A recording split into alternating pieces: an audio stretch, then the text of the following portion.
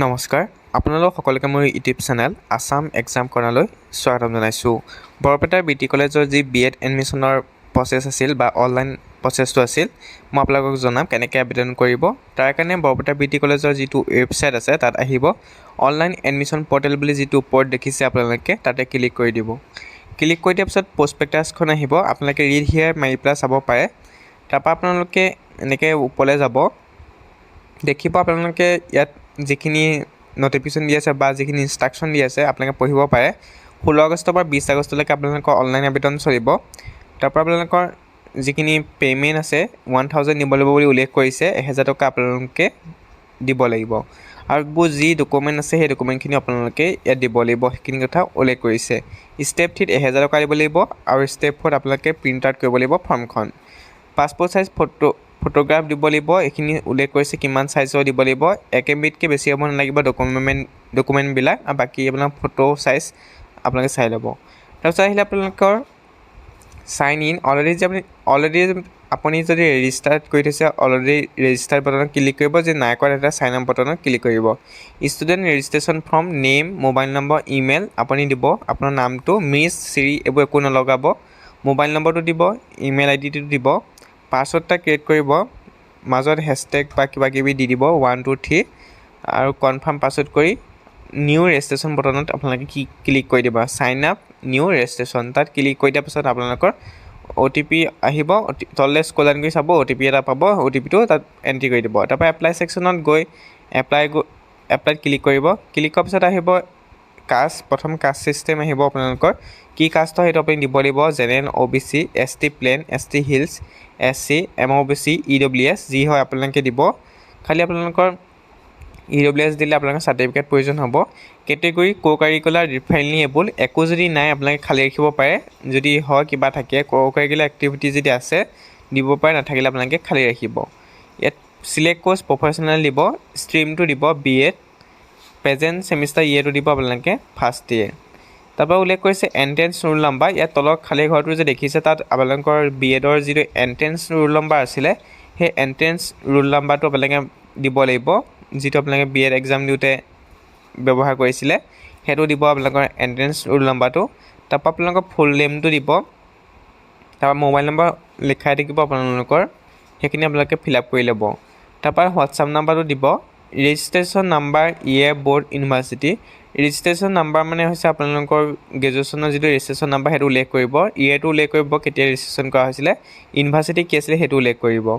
ইমেইলটো দিব, date of বাৰ্থটো দিব আপোনাৰ তাৰপৰা জেণ্ডাৰ মেল ফিমেল যি হয় চিলেক্ট কৰিব, ৰিলিজন চিলেক্ট কৰিব, father's name, mothers name, guardian mobile number এইখিনি দিব লাগিব। ষ্টাৰ মাৰ্ক দি থোৱাখিনি আপোনালোকে দিবই লাগিব, কম্পালচৰি হয়, গতিকে আপোনালোকে এইখিনি ফিল আপ কৰিব। Present address, village, town, city, state এইখিনি উল্লেখ কৰিব, গাঁওখন দিব প্ৰথম, চিটি দিব, চিটি যি হয়, ষ্টেট দিব, ডিষ্ট্ৰিক্টটো নিজে লিখিব লাগিব। তাৰপৰা আপোনালোকৰ পিনক'ড দিব লাগিব, নেশ্যনেলিটি দিব লাগিব। তাৰপৰা চিলেক্ট ইয়ৰ ডমিচাইল ষ্টেট, আপোনালোকে ইয়াৰ পৰা যি আমাৰ ষ্টেট আছে আছামখন আপুনি ইয়াৰ পৰা চিলেক্ট কৰিব লাগিব। সেইখিনি কৰাৰ পিছত আপোনালোকৰ তললৈ আহিব এটা পাৰ্মানেণ্ট এড্ৰেছ। ইয়াত সুধিছে যে পাৰ্মানেণ্ট এড্ৰেছ প্ৰেজেণ্ট এড্ৰেছৰ সৈতে ছেইম নেকি। যদি পাৰ্মানেণ্ট এড্ৰেছ প্ৰেজেণ্ট এড্ৰেছৰ সৈতে ছেইম তেতিয়াহ'লে আপোনালোকে ৰাইট চিন কৰিব, যদি ছেইম নহয় তলত তথ্যখিনি আকৌ আপুনি পূৰাব লাগিব। এনুৱেল ইনকাম, ঘৰৰ এনুৱেল ইনকাম কিমান সুধিছে, গতিকে আপুনি ইয়াত দিব এনুৱেল ইনকামটো লিখি দিব লাগিব। তাৰপিছত আহিলে আপোনালোকৰ ব্লাড গ্ৰুপ ইয়াৰ পৰা চুজ কৰিব, O positive, B positive, A positive যি হয়। লাষ্ট বৰ্ড কি আছিলে সুধিছে, আদাৰ্ছ বুলি চিলেক্ট কৰিব, যিসকলে BEdৰ কাৰণে এডমিশ্যন ল'ব বিচাৰিছে। প্লিজ স্পেচিফাই আদাৰ বৰ্ড মিনছ, আপুনি ইয়াত দিব পাৰে আদাৰ ইউনিভাৰ্চিটি যি হয়, গুৱাহাটী হওক আপোনালোকৰ ডিব্ৰুগড় হয় যি হয় লিখিব। তাৰপৰা আছাম চিলেক্ট কৰিব, লাষ্ট বৰ্ড যি হয়, লাষ্ট এক্সাম ৰোল নম্বৰ আপোনালোকৰ গ্ৰেজুৱেশ্যনৰ ৰোল নম্বৰটো দিব, যিটো আপোনালোকৰ লাষ্ট এক্সাম ৰোল নম্বৰ আছিলে ৰোল নম্বৰটো দিব, প্ৰথম ৰোলটো দিব, তাৰপৰা নম্বৰটো দিব আপোনালোকৰ সেই যিখনৰ পৰা যি ইউনিভাৰ্চিটিৰ পৰা আপোনালোকে গ্ৰেজুৱেশ্যন কমপ্লিট কৰিছে। ৰোলটো বেলেগকৈ লিখিব, নম্বৰটো বেলেগকৈ লিখিব লাগিব। সেইখিনি আপোনালোকে তললৈ আহিব, if the result are not declared please select result এৱেইটিং। যদি ৰিজাল্ট এৱেইটিং হয় তেতিয়া য়েছ ক'ব, ৰিজাল্ট এৱেইটিং নহ'লে ন' ক'ব। যদি এতিয়ালৈকে ৰিজাল্ট অহা নাই য়েছ ক'ব, যদি নাই হয় ন' ক'ব। এই দেখিছে if the result are not yet declared, তেতিয়াহ'লে আপুনি যদি ডিক্লেয়াৰ নাই হোৱা য়েছ ক'ব, যদি হ'ল ন' ক'ব। বেংক ডিটেইলছ দিব লাগিব, একাউণ্ট নম্বৰ আপোনাৰ একাউণ্ট নম্বৰ দিব, নেম অফ দ্য বেংক দিব, নেম অফ দ্য ব্ৰাঞ্চ দিব। তাৰপৰা IFSC কোড আছিলে, এইটো ISFC কোড হৈ গ'ল। IFSC কোড আছে, IFSC কোডটো আপুনি উল্লেখ কৰিব। হোষ্টেল ফেচিলিটি আপোনাৰ লাগে নালাগে সেইবোৰ চিলেক্ট কৰিব। এনি গেপ আছিলে নেকি, যদি গেপ আছিলে তেতিয়া আপোনালোকে এফিডেভিট দিব লাগিব কোৰ্টৰ পৰা আনি পেলাই। যদি গেপ নাই ন' অপশ্যনত ৰাখিব। Maximum size 1 MB। Passport size photo দিব, 100 কপিতকৈ বেছি হ'ব নালাগিব। আৰু ইয়াত আপোনালোকে যিটো মেক্সিমাম ৱাইড আৰু হাইট আছে সেইখিনি চাব। ছিগনেচাৰ আপোনালোকে দিব লাগিব। Proof of identity, PAN card, voter card, Aadhaar card দিব লাগিব যিকোনো এটা। যিকেইটা ষ্টাৰ মাৰ্ক দিয়া আছে সেইকেইটা আপোনালোকে দিব লাগিব। মাৰ্কশ্বিট থাকিলে দিব পাৰে, নাথাকিলে নালাগে। পাছ চাৰ্টিফিকেট থাকিলে দিব পাৰে, নাথাকিলে নালাগে। কাষ্ট চাৰ্টিফিকেট OBC হ'লে দিব লাগিব, নহ'লে দিব নালাগে। আৰু ST SC হ'লেও দিব লাগিব। গেপ চাৰ্টিফিকেট থাকিলে দিব লাগিব, নহ'লে নালাগে। এইবিলাক মেণ্ডেটৰী নহয়। যদি গেপ চাৰ্টিফিকেট গেপ আছে তেতিয়া দিব লাগিব। তাৰপৰা আহিলে academic details. Name of examination 10 standard, ষ্ট্ৰীমটো একো নেলিখিব, খালীকৈ ৰাখিব। ব'ৰ্ড কাউন্সিল ইউনিভাৰ্চিটি সেৱা দিব, ইয়েৰ পাছিং ডিউটো দিব, total mark 600, total marks of 10 যিটো পাইছিল সেইটো দিব, টোটেল মাৰ্ক 600, পাৰ্চেণ্টেজটো লিখি দিব। তেনেকৈ 12 ষ্টেণ্ডাৰ্ডত ষ্ট্ৰীম ছায়েন্স দিব। ব'ৰ্ড আছাম হায়াৰ ছেকেণ্ডেৰী দিব, যদি আছাম হায়াৰ ছেকেণ্ডেৰীৰ পৰা হয়।